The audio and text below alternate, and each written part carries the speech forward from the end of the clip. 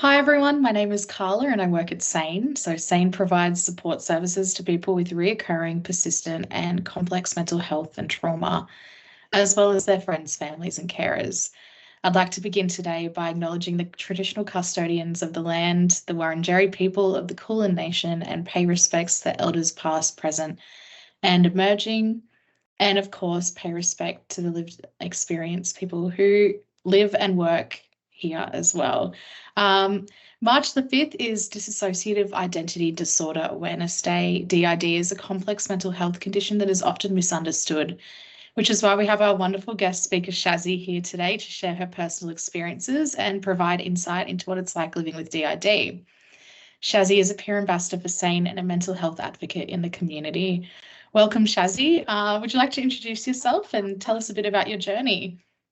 Okay, well, I think my favourite thing of all is being a peer ambassador at SANE. Lots of interesting things to do.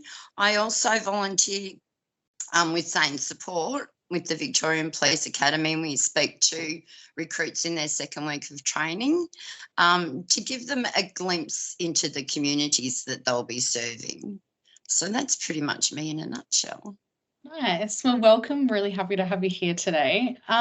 So I think we could kick start by describing what dissociative identity disorder is for someone who hasn't heard of it before.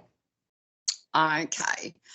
Well, it's a pretty complex thing, but basically, when a child's in their developmental years, if there's severe trauma, the child can put up an amnesia barrier wall in the mind.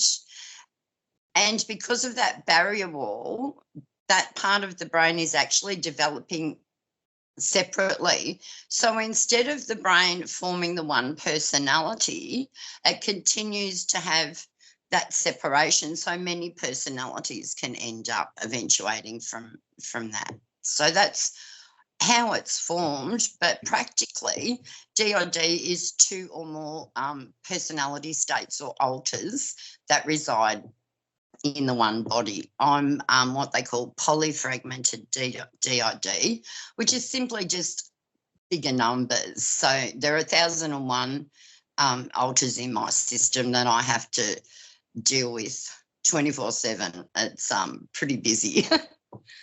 It sounds like it. So you described DID as stemming from childhood trauma. When did it first manifest in your life? Was it later on? And I guess what was the process of getting diagnosed like for it? Well, for a lot of people, it does start presenting later in life in their 40s and 50s. And I was almost 40 when I sought help, not thinking at all anything like DID, but I knew something was wrong. I wasn't behaving in a normal adult manner, and it took me that long to work out that I was shifting from place to place for no reason. And I was kind of leading different lifestyles everywhere I went, different wardrobe, different partner, different job. Everything was completely different. So it took me till I was almost 40 to realise, hey, there's something not adding up here. So I went and sought help. And I finally got someone to stick with me.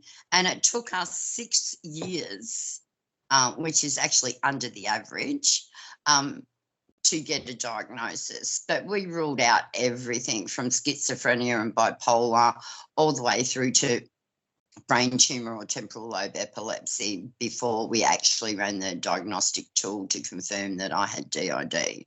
So quite a journey to get diagnosed. And it's getting harder. That was 20 years ago for me.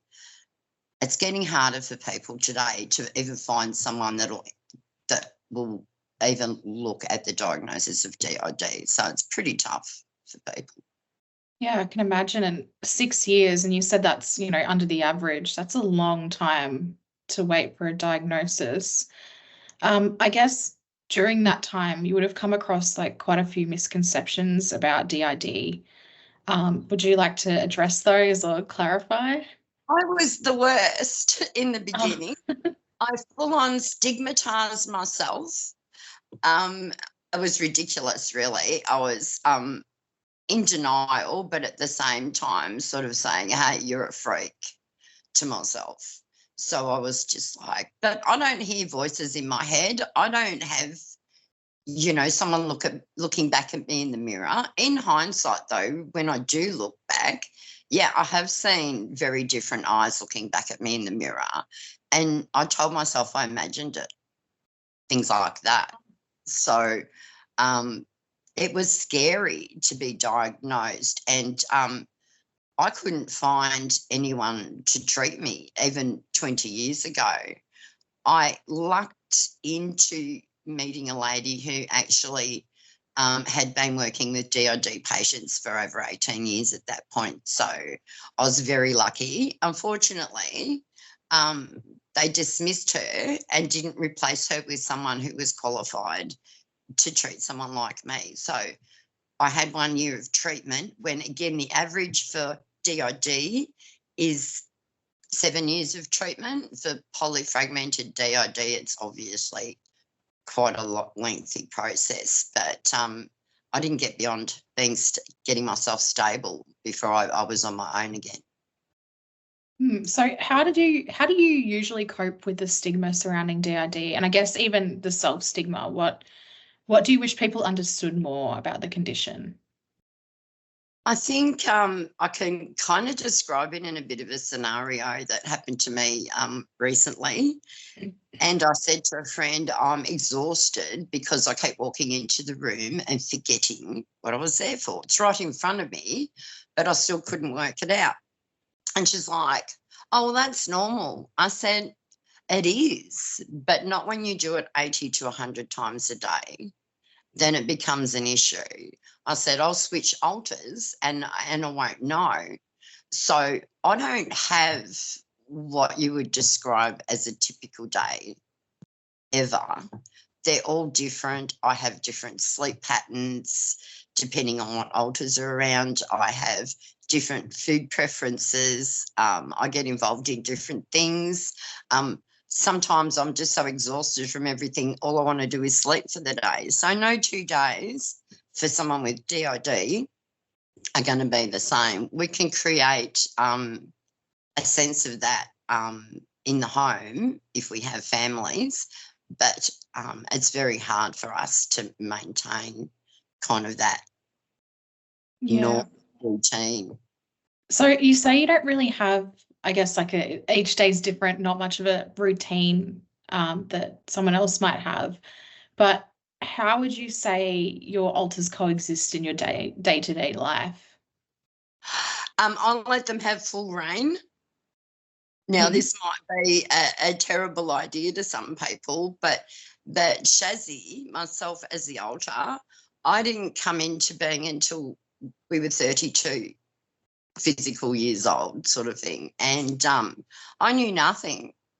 So for me to kind of try and take over, which I did initially, and fix the problem, it wasn't going to happen. I had to actually put trust into my alters that they had my best interest at heart, help alters with difficult behaviours or unwanted or even dangerous behaviours to myself.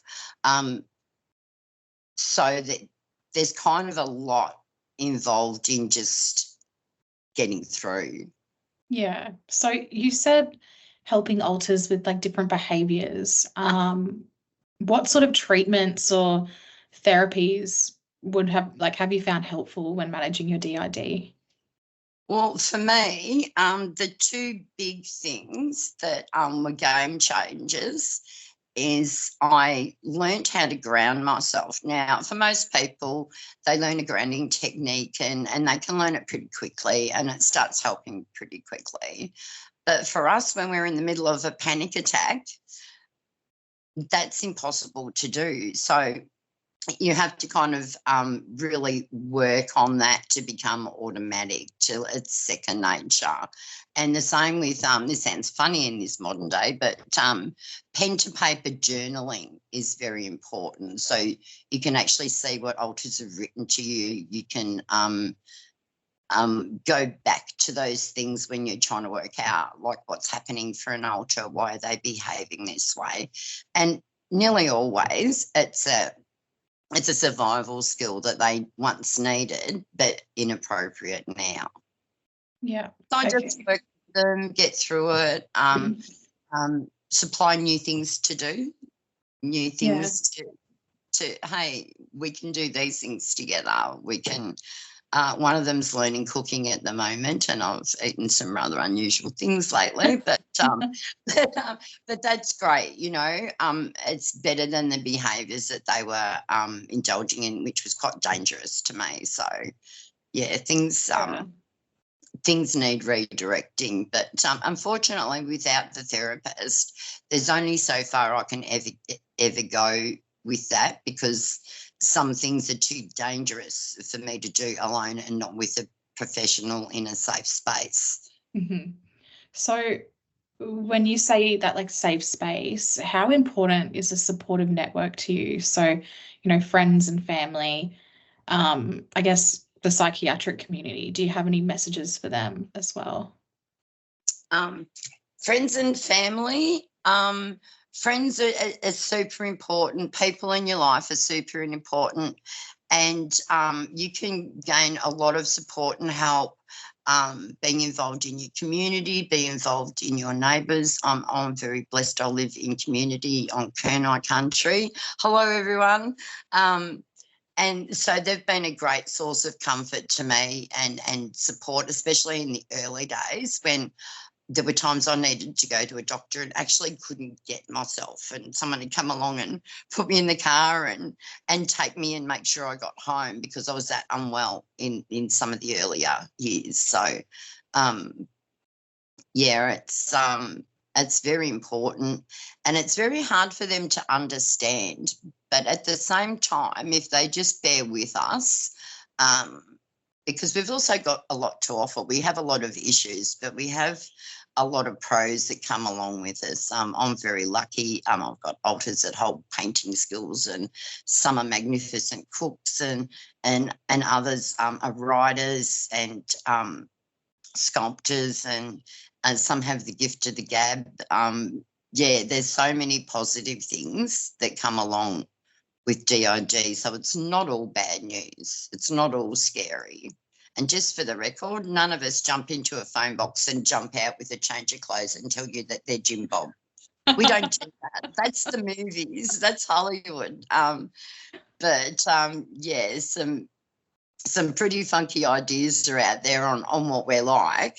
And I've had people know me for ages. And then when I've said I've got DID, they're looking at our other friend going, there's nothing wrong with her.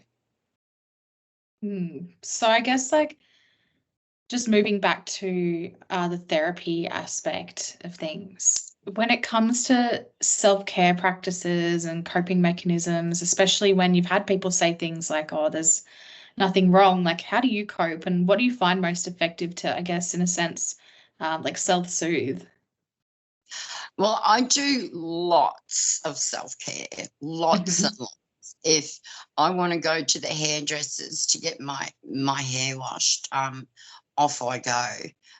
If I want to buy that fluffy cardigan and snuggle up on the couch with a cute cartoon, I'll do that. I'll have a bubble bath. It's not just about the grounding and things like that. And I'm a very big believer that laughter is imperative to any form of recovery, and it doesn't matter if it's physical or mental. If you can keep that laughter in your life, and sometimes we laugh at awful things because we'll cry otherwise, but that laughter is really important to lift your spirits and to get that little happiness hormone working. Does wonders for anyone. So, you know, make sure you keep the joy in your life, I think, is really important. Yeah, 100%, especially laughter. I mean, makes everyone stay better. What impact do you hope to make by sharing your story? Wow. Well, the misconceptions out there are enormous.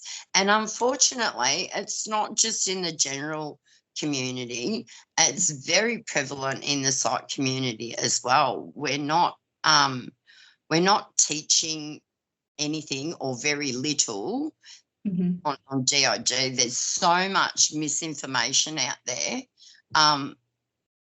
It's crazy. It's just really difficult to try and get a source of information or to find someone to diagnose you or treat you. It's really tough out there. Yeah, I can imagine. So what are some ways that you believe, I guess, even within the psychiatric community, but people in general as well, can help better support individuals with DID? I think just acceptance. We're not axe murderers roaming the street looking for their next victim.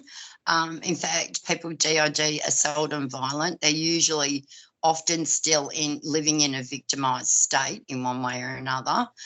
So it's very rare that there's a violent offender in amongst us. Sorry, I've lost the question, darling. No worries. Just like, what are some action? what are some ways that we can better support individuals with DID, or even the psychiatric community could support them? Yeah, I think believing us. If we come to you and say we suspect we might have DID or we need treatment for DID, just to be respected and heard and not told, oh, look, I think you're delusional, go away, things like that.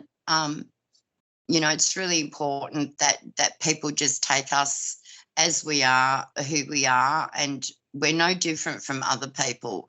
We're just kind of a little more full on. Just a bit more fun. Well, yeah. For others, not so much. For myself, it gets a bit hectic, but yeah. So just hearing someone out and for goodness sake, please, if you have any fear of us, just voice it.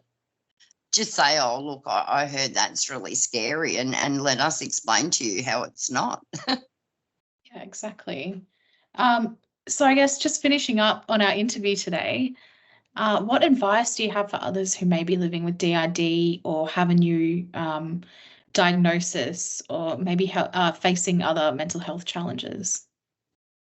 Look, your best two friends are your journal, your pen and your paper, and get those grounding techniques down pat. Just practice, practice, practice. They were complete game changers for me, getting through a day without being passed out because of a panic attack or not being able to function. I actually got past and through the worst of the panic attacks through the technique, and now I actually rarely have one, and if I do, I see it coming and it's mild. So doing that grounding and getting that into place, and journaling, pen to paper, are the two main things, and as much self-care as you can take. That's really important, to make sure that you're eating well, you're sleeping well. You sometimes need a little prompt to get yourself in the shower and get changed, but you'll feel a lot better. But those little things, those self-care things, are extremely important through this journey, because it's not for the faint-hearted. It's a tough journey. Yeah, I can imagine. Well, thank you so much for your time today, Shazzy. It's always lovely chatting with you. Thank you, Carla, and you have a great DID Awareness Day. I will. If anyone would like to learn more about DID, head to sane.org.